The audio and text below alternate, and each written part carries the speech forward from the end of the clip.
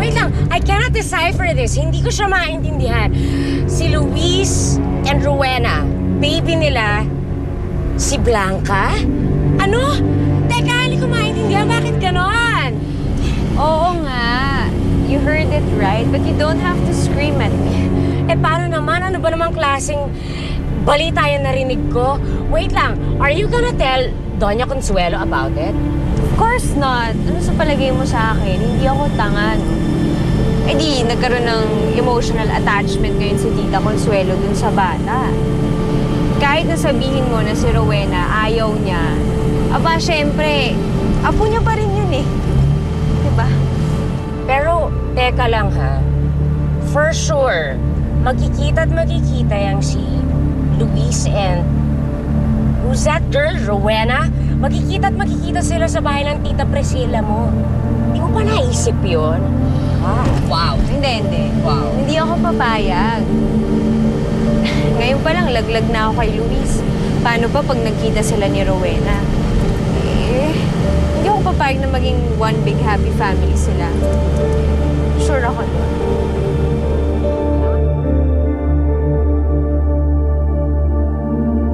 Hindi pwedeng hindi niyo ako papasukin. Ako ang tunay na nanay ni Blanca. Kailangan ko siyang makita. Huwag na ho kayo magpumilit. Nay! Matatangkal lang kayo eh. Bitawan niyo po ang nanay ko! Nay! Nay, halika na po. Umalis na po tayo dito. Baka mamaya po ano po pong gawin nila sa inyo. Halika na, Nay.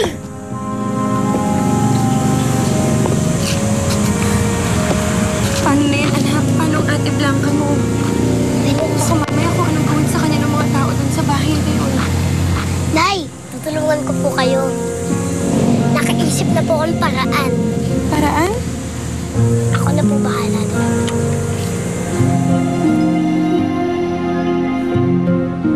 Hindi pa lumalabas ang kwarto si Blanca. Eh, malamang napagalitan na naman ni Tita Priscilla. Matigas kasi ulo ng batang yun eh. Stop worrying about her. Ang mas mabuti pa, umuwi na tayo, magaling ka na naman eh. Pwede naman tayo mag-extend eh.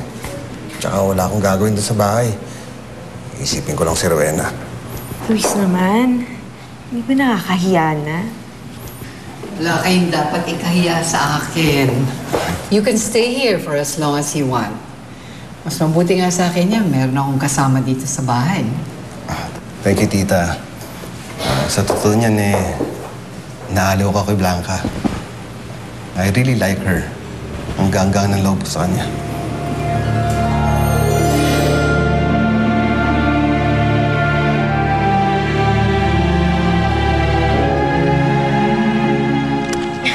O, Nay, alam niyo na po yung gagawin niyo, ha? Oo, anak, kaso kinakabahan ako dito sa pinaplano mo eh. Baka mamaya mapahama ka pa.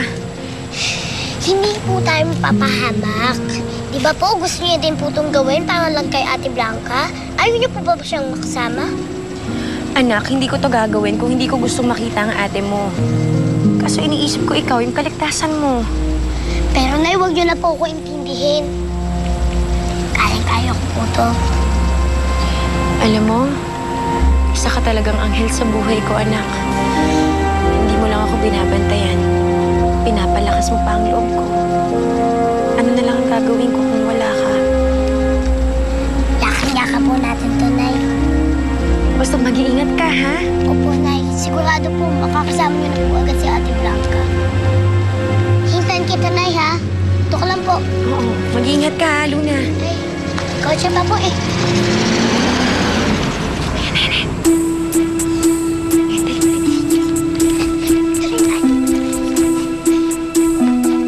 Manang!